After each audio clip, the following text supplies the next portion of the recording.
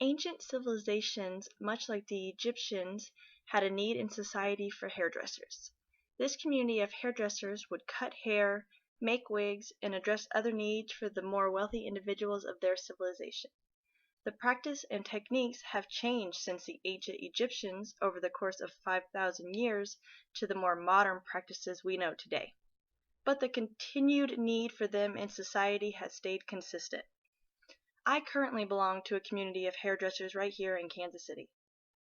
We keep the professional theme alive by attaining skills and helping the surrounding community meet their hair goals.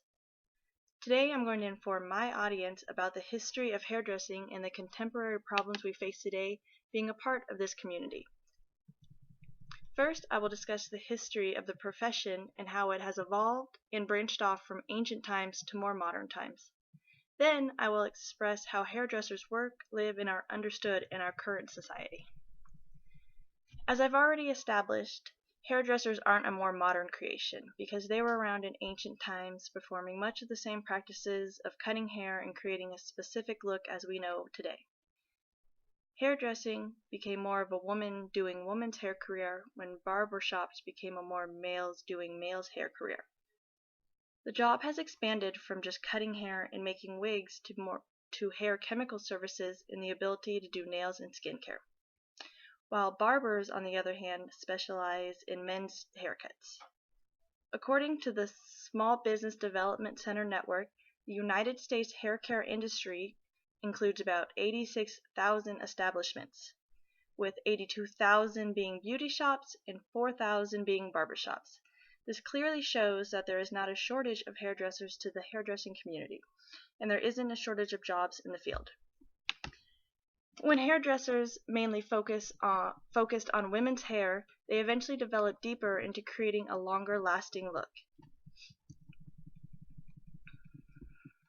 This led to the booming world of hair chemical services. These chemical services created a more permanent, altered look to your hair.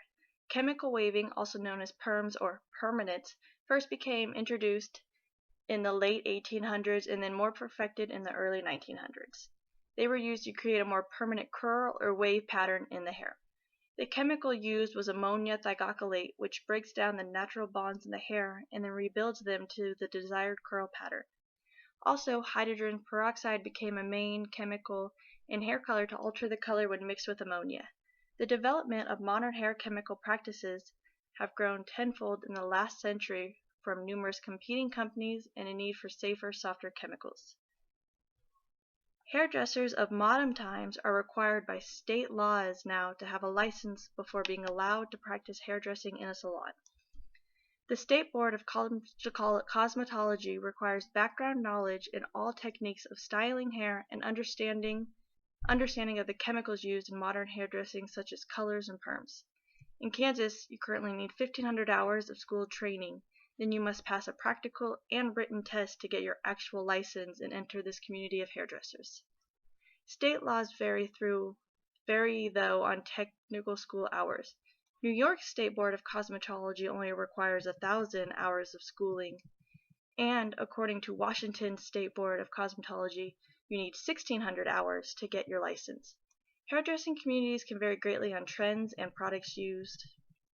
Hairdressing communities can also vary depending on demographics and the need of the people living within these demographics. Which brings me to current contemporary problems of my community. With the need for lower cost hair products by consumers, a more at-home movement popped up in department stores and by off-brand beauty companies.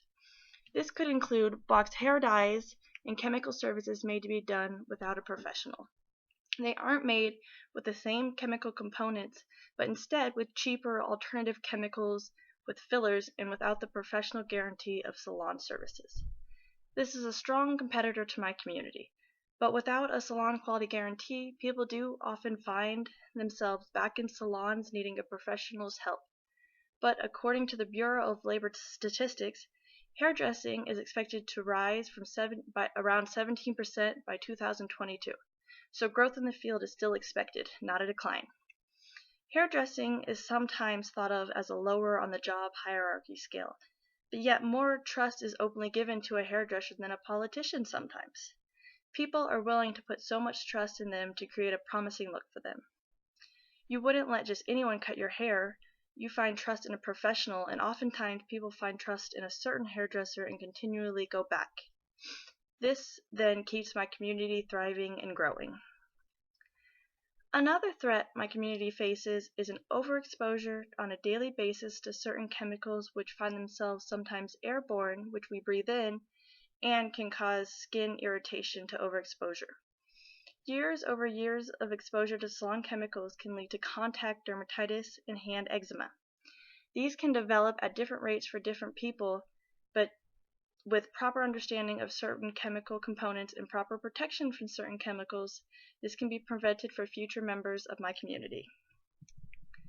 And so today, I informed my audience of the history of hairdressing and the contemporary problems we face today.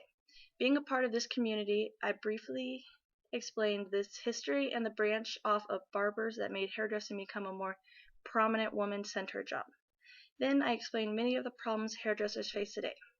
Hairdressing has been and will be an important part of society as long as there is always a need. Thank you.